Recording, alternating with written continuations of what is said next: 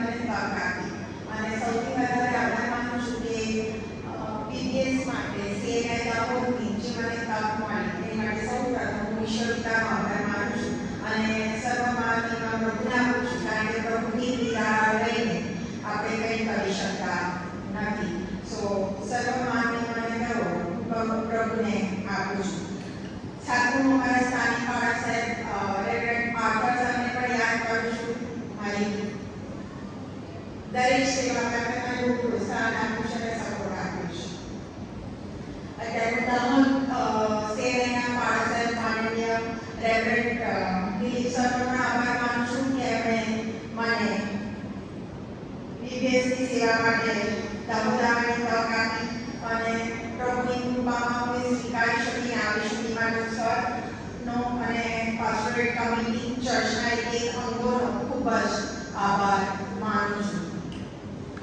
દાહોદમાં મારું second visit છે but first time I think decade ago આવી અને એ વખતે મારી વન નાઇટ અમે ખાલી આવીને જતા રહેતા શ્રીકાંત સરને અમે લોકો જોડાયા હતા. That was my first visit અને આફ્ટર દેટ કદાચ 12-15 વર્ષ પછી હું સેકન્ડ ટાઈમ દાહોદમાં આવી. સો દાહોદ મારી માટે ઘણું નવું હતું અને એક દિવસ બપોરે ઓલ ઓફ ધ સડન વૈશાલીબેનનો ફોન આવ્યો મારા પર કે મેં પૂછ્યું સાહેબને કે કોણ છે આ વખતે પીબીએસમાં અને તમારું નામ મને કે એટલું ખબર પડી કે અમદાવાદના છે એટલે એમણે મને ફોન કર્યો કે હું અમદાવાદની છું અને પછી અમારો call more than half an hour ચાલ્યો જ્યારે અમે એટલા બધા વર્ષોથી એકબીજાને ઓળખતા હોય એ રીતના. એટલે એમ કે છે કે પ્રોબ્લેમ શું તારા મોની આગળ હું દૂધને મોકલું છું. વૈશાલીબેનને એ જગ્યાએ પ્રભુએ પૂરા પાડ્યા. અત્યારે વૈશાલીબેનનો ખૂબ જ આભાર માનું છું. 2 મહિનાથી એમણે મને કીધેલું કે તું મારી નાની બહેન છે અને એમણે એ જ રીતે સપોર્ટ આપ્યો અને ખરેખર મને ખૂબ જ આભાર માનું છું. જ્યારે દાહોદમાં આવી ત્યારે સર અને પાળકરની લીલાવતીબેન કુટુંબે મને બહુ સપોર્ટ આપ્યો. કદી એવું ફીલ નથી થવા દીધું કે હું અહીંયા એકલી છું. એક જરૂરિયાતનું એ લોકોએ ધ્યાન આપ્યું છે માટે હું એમનો ખરેખર ખૂબ જ આભાર માનું છું. સ્ટેફી આપનો પણ ખૂબ આભાર માનું છું. જ્યાં કંઈ પણ ગયા ડીએલએની જોડે તો અને એમણે ડીએલએ એટલી સરસ રીતે સાચવી છે સપોર્ટ આપ્યો છે માટે એમનો પણ ખૂબ આભાર માનું છું. વિશેષ અત્યારનું સ્ટીમ આપનો ખૂબ આભાર માનું છું કારણ કે ઘણા બધા મને ટેકનિકલ પ્રોબ્લેમ્સ આવ્યા પણ દરેક જગ્યાએ મને સાથે રહ્યા. રોજ અમે 3 વાગ્યા સુધી બેસીએ અને બધું શોર્ટ આઉટ કરીને રેડી કરી અને બધામાં એમણે મને એટલો સપોર્ટ આપ્યો માટે આપનો પણ ખૂબ આભાર માનું છું. દાહોદનું નામ પડ્યું એટલે મને એક જ ફેસ માઇન્ડમાં આવ્યો એ હતો અંકિતભાઈ કારણ કે આઈ નો કે હું એક ડાયોસિસ લેવલ એમને સારી રીતે ઓળખતી હતી એટલે સન્ડે અંકિતભાઈ પણ આવીને મળ્યા એટલે ઘણું સારું લાગ્યું કે કોઈ ઓળખીતું છે એમ. અને મંડે મોર્નિંગ રચના ટીચરની એન્ટ્રી પડી અને જેવા આવ્યા એવું જ મને હક કરી લીધું કે ચિલ્ડ્રન મિનિસ્ટ્રી એટલે એમ થયું કે ચલો બીજું કોઈ એક પરિવારનું મળ્યું. અત્યારે રચના ટીચરનો પણ ખૂબ જ આભાર માનું છું અને આપણા સાથે તમે ના હોય તો તમારા ઘરે આવતી રહેજે ત્યાં રહેજે એટલું બધું એમ. એટલે જે એમણે સપોર્ટ પ્રેમ અને પ્રોત્સાહન આપ્યું છે એની માટે હું ખરેખર આપનો પણ ખૂબ આભાર માનું છું અને સાથે એક ટીચર્સનો આભાર માનું છું બીકોઝ બહુ સપોર્ટ આપ્યો છે એક ટીચર એવરીડે મોર્નિંગમાં બધા આવીને મળ્યા છે. સેમિનાર ટીચર છે અને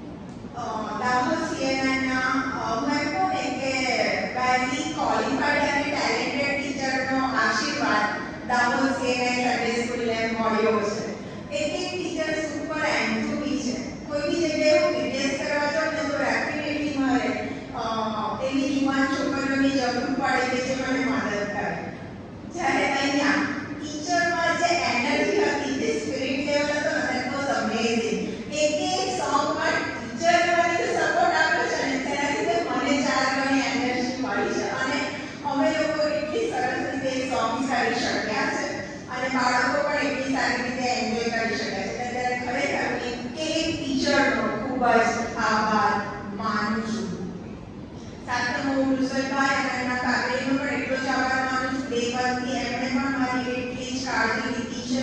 જે પણ જરૂરિયાત હોય એ કોઈ એટલી સારી રીતે પૂરી પાડી છે.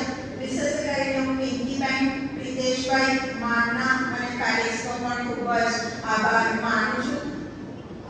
એ મારા ભાઈના રિલેશનમાં આવે છે છતાં પણ જાણે હું પિંકીબેનની બહેન જ હોઉં એ રીતના એ લોકોએ મને સાચવી લીધી છે અને મને એટલો સપોર્ટ આપ્યો છે. માટે એમનો પણ હું ખૂબ જ આભાર માનું છું. માના અને સારા બંને દીકરીઓનો હું આભાર માનું છું કે એક્શન સોંગ માટે પણ એ બંને દીકરીઓએ મને ખૂબ જ સપોર્ટ આપ્યો છે. શ્રેયાનો હું આભાર માનું છું અને એન્ટાયર જે વોલેન્ટિયર્સ છે બધાનો આભાર માનું છું. નાસ્તો હોય કે મારે કંઈ પણ કામ હોય કે સેલ્ફી પણ બનાવો છે કે આ કરવું છે તે દરેકમાં એક યુવાનોએ આવીને મને ખૂબ જ મદદ કરી છે. માટે હું પ્રત્યેકનો ખૂબ જ આભાર માની લઉં છું. અને જો અત્યારે કદાચ કોઈનું નામ ભૂલી ગઈ છું તો મને માફ કરજો. અને વિશેષ કરીને દરરોજ સાંજે દરેકના ઘરે જમવા બોલાયા છે એ દરેક કુટુંબોનો ખૂબ આભાર માનું છું. બહુ પ્રેમથી અમારો આવકાર કર્યો છે. એટલા જ ઉદારતાથી અમને ખવડાવ્યું છે. કદાચ ઊભા રહ્યા છે, ખાધું નથી, અમે કહીએ પછી ખાધું છે અને બહુ પ્રેમ આપ્યો છે. મારી દીકરીને પણ એટલો જ પ્રેમ આપ્યો છે અને જે ગિફ્ટ આપી છે એની માટે પણ હું પ્રત્યેકનો ખૂબ જ આભાર માનું છું. ડીએલના પણ જે ફ્રેન્ડ્સ છે એ અને રૂએલ એને પણ અત્યારે યાદ કર્યું છે કે તમે લોકોએ જે ડીએલએ કંપની આપી છે એની માટે પણ હું ડીએલ વતી પણ તમારા લોકોનો ખૂબ આભાર માનું છું. Thank you so much. I know કે ખૂબ ટાઈમ થઈ ગયો છે અને આપણે બધા પ્રોગ્રામની વેટ કરી રહ્યા છે પણ પ્રભુના વચનની આસપાસ થોડો સમય વિતાઈએ, પ્રાર્થના કરીએ. તારું ઉઘાડ એટલે હું તને ભરીશ. હા પરમેશ્વર પિતા, તમારા વચનના ખુલાસા અને સામર્થ્યથી તમે મુજ અવગણ પાત્રને ભરો અને આજે તમે બોલો અને મારી અને સાંભળનાર પ્રત્યેકની સાથે તમે વાત અને વ્યવહાર કરનાર બાપ બનો એવી કૃપા માંગીએ છીએ. આમેન. આજનું જે આપણે શાસ્ત્ર વચન વાંચ્યું છે એ છે એસ્તરનું પુસ્તક અને એનો 3જો અધ્યાય અને તેની 12 થી 15 કલમ. અને આ 12 થી 15 કલમમાં જે વ્યક્તિનું નામ આવે છે એ વ્યક્તિ છે હામાન. હામાનનું જો આપણે ઓળખ જોઈએ તો 3જા અધ્યાયની 1લી કલમમાં આપણને હામાનની ઓળખ મળે છે કે અગાની વંશજનો હતો અને એના પિતા હામદાર હતા. અને જે રાજા છે એ રાજાએ એને ઊંચી પદવીએ મૂક્યો અને એની બેઠક તેની સાથેના સર્વના કરતાં ઊંચી હતી અને એટલાથી અટકતું નથી. પણ એમ કહેવામાં આવે છે કે દરેક વ્યક્તિએ હામાનને નમસ્કાર કર્યો. એટલે જે રાજાના સર્વ સેવકો છે એ હામાનને નમસ્કાર કરે છે. રાજા પછી જો સેકન્ડ ઇન કમાન્ડમાં કોઈ વ્યક્તિ હોય તો એ છે હામાન. અને આવી સેકન્ડ ઇન કમાન્ડ વ્યક્તિને બધા નમસ્કાર કરે છે, માન આપે છે. પણ ત્યાં એક વ્યક્તિની વાત આવે છે કે જે એમને નથી નમસ્કાર કરતું કે નથી માન આપતું અને એ છે મોર્દેખાઈ. હવે આજે મોર્દેખાઈને તમે જુઓ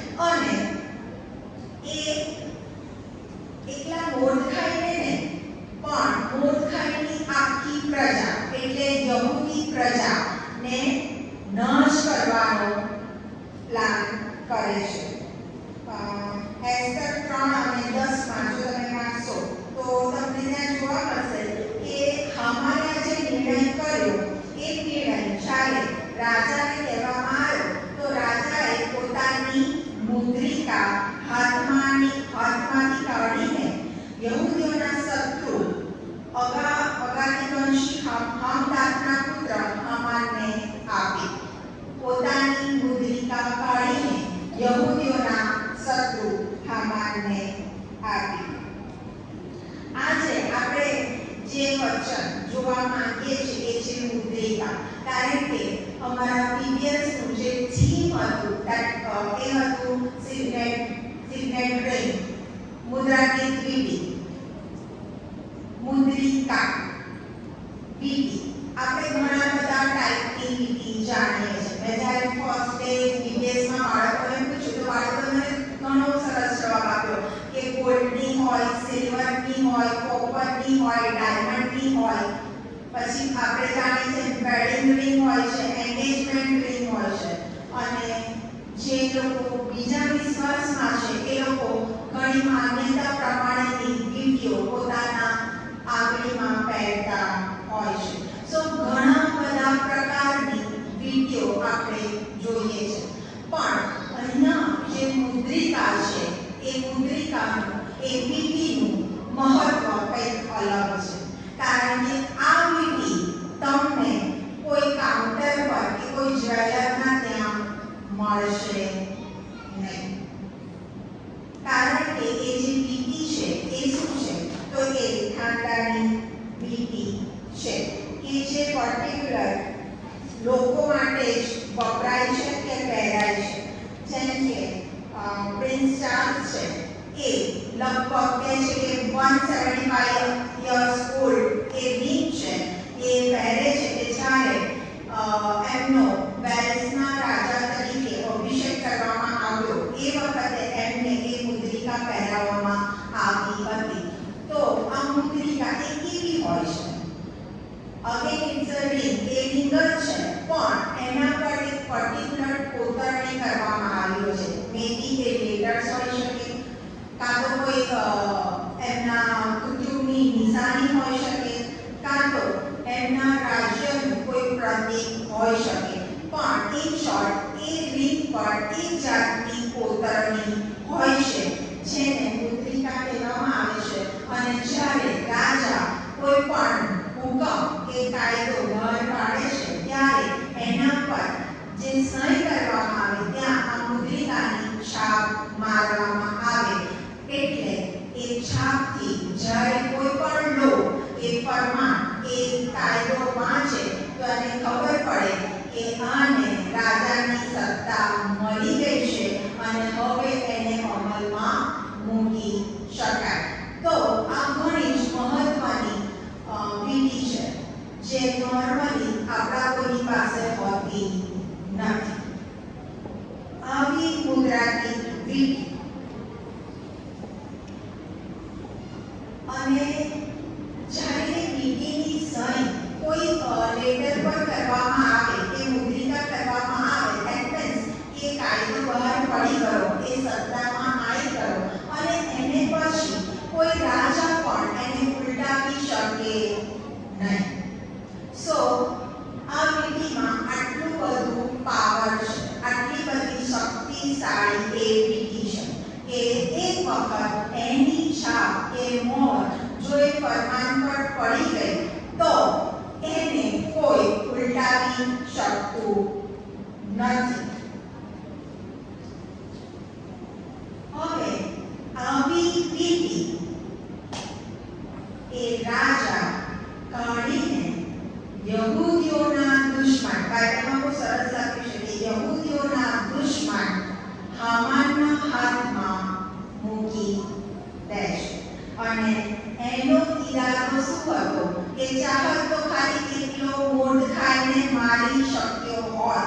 કારણ કે મોર્દખાઈ એને નમસ્કાર નહોતો કરતો કે એને માન નહોતો આપતો, પણ એનો ઈરાદો તો યહૂદી પ્રજા, પ્રભુના લોકોનો નાશ કરવાનો હતો.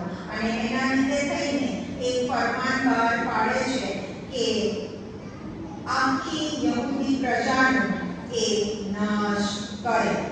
બાઇબલ કહે છે કે ચોરી કરવા, મારી નાખવા અને નાશ કરવા આવે છે. સો હામાનની યોજના યહૂદીઓનો નાશ કરવાની હતી.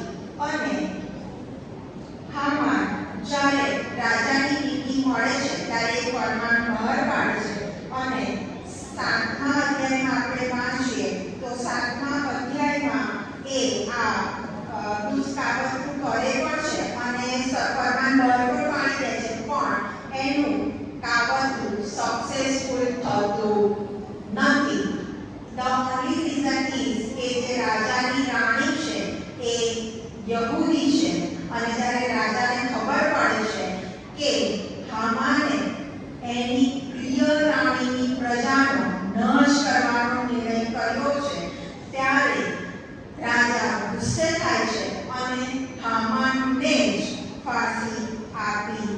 દે છે.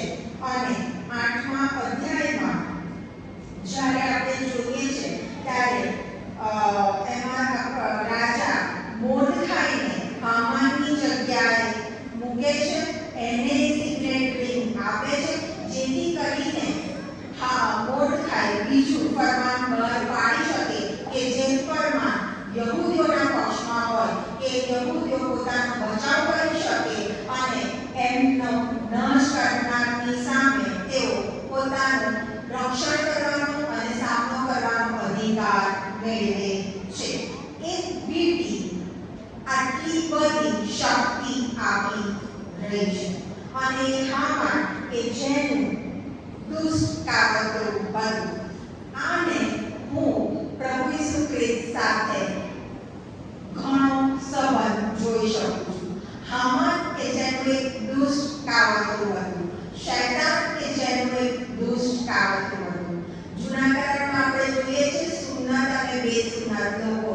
સુન્નત જે પ્રભુના કરારમાં છે, બેસુન્નત કે જો પ્રભુના કરારથી દૂર છે. અને ત્યારે ઘણા વિધિ અને નિયમો છે, પાસા છે, પણ પાપ ત્યાં છે. રોમિયોના પત્રમાં કહે છે કે પાપનો મુસારો મરણ છે. પણ જ્યારે યોહાન 10 અને 10 ચોરી કરવા, મારી નાખવા અને નાશ કરવા આવે છે, પણ તેઓને જીવન મળે અને તે પુષ્કળ મળે માટે હું આવ્યો છું. શૈતાન કે જેની પાસે આ દુષ્ટ યોજના હતી પ્રભુના લોકોનો નાશ કરવાની, અને એણે એ પાપના બંધનમાં લોકોને બાંધી દીધા હતા, જે મરણ હતું. અને જ્યારે પ્રભુ ઈસુ ખ્રિસ્ત આવે છે ત્યારે પાપમાંથી અનંત જીવનનો માર્ગ આપણી માટે તૈયાર કરે છે. કોલોસી 2:13-15 જો આપણે વાંચીએ તો એમાં કહે છે કે આપણે આપણા અપરાધો અને પાપમાં મોયેલા હતા, પણ તેમને આપણા સર્વ અપરાધોને માફ કરીને આપણને તેમની સાથે જીવતા કરવામાં આવ્યા. સર્વ અપરાધોને માફ કરીને જીવતા કરવામાં આવ્યા. અને વિધિઓનું ખત એટલે શું? કે જે આપણા પાપનો રેકોર્ડ છે, એ રેકોર્ડને પ્રભુ ઈસુ ખ્રિસ્તે વધસ્તંભ પર ખીલા મારીને જડી દીધો અને પ્રભુ ઈસુ ખ્રિસ્તના રક્તમાં એ અનંત જીવનના ફરમાનને સીલ કરવામાં આવ્યો. એ અધિકાર અનંત જીવનનો પ્રભુ ઈસુ ખ્રિસ્તના રક્તમાં આપણને મળ્યો છે કે જેમણે પાપ અને મૃત્યુને વધસ્તંભ પર હરાઈને વિજય મેળવ્યો અને આપણી માટે મરણને સદા માટે નાબૂદ કરીને અનંત જીવન એમના રક્તમાં એ વીંટીમાં સીલ કર્યું છે. એ અધિકાર આજે આપણને મળ્યો છે. પણ લૂક 10:18-19 જો તમે વાંચો તો એમાં કહે છે કે શૈતાનને હું વીજળીની પેટે આકાશથી પડતો જોઉં છું, અને જેમણે તમને સર્પો અને વિષો પર પગ મૂકવાનો તથા શત્રુના બધા પરાક્રમ પર અધિકાર આપ્યો છે, અને તમને કશાથી ઈજા થશે નહીં. તો that is the signet ring. Look 10:19 આપણી માટે છે. પ્રભુએ એ સીલ કર્યું વધસ્તંભ પર, એને હરાઈ દીધું એમના રક્તમાં, આપણને વિજય અપાયો. અને લૂક 10:19 આપણને એક સિગ્નેટ રિંગ આપી છે. પણ આપણે હજુ પણ એક પાપની ગુલામગીરીમાં જીવીએ છીએ. શું આપણે એ અધિકાર કે સત્તાનો ઉપયોગ કરીએ છીએ? અમે જ્યારે સન્ડે સ્કૂલમાં હતા ત્યારે અમને બહુ એક સિમ્પલ ક્વેશ્ચન પૂછવામાં આવતો હતો શૈતાનના માટે, સન્ડે સ્કૂલના જેવો. અને ત્યારે આપણા ડાયોસિસ ટ્રેઝરર મેહુલ કૃષ્ણ સર આપણે શીખવાડતા હતા. અને એમ કહે કે શૈતાનને છે ને આપણે આપણા ખભા પર બેસાડીને ફરીએ છીએ. નાના છોકરાઓને એવું શીખવાડવામાં આવે કે શૈતાનથી બીક લાગે, સિંગડાવાળા એવું ઘણું બધું શીખવાડે. બટ ધ થિંગ ઇઝ કે આપણને પાપની ગુલામગીરી ગમે છે. We love to battle.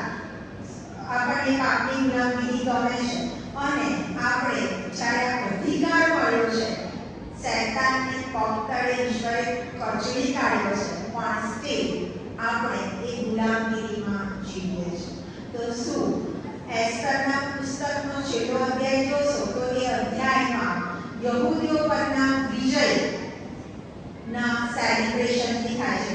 એસ્તરનું આખું પુસ્તક કાવતરાથી ભરેલું છે, પણ જે છેલ્લો અધ્યાય છે એમાં યહૂદી પ્રજાનો વિજયના સેલિબ્રેશનથી છે. આજે આપણને પણ પ્રભુએ એ વિજય અપાયો છે.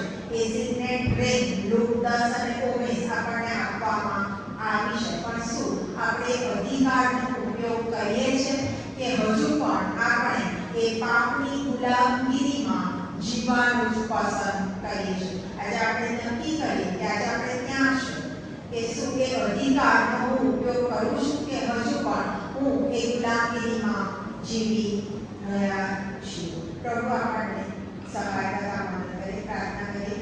પિતા, આભાર માનીએ છીએ, સ્તુતિ કરીએ છીએ કે જે શાંત મનનમાં અમે જઈ શક્યા છે. પિતાજી, તમે આજે ખરેખર અમને અમારા પાપોમાંથી મુક્તિ અપાઈ છે. તો જે અધિકાર આપ્યો છે એ અધિકારનો ઉપયોગ કરવા અમને સમજણ, શક્તિ અને સામર્થ્ય પૂરા પાડો. પ્રભુ ઈસુના નામમાં આમેન. Thank you.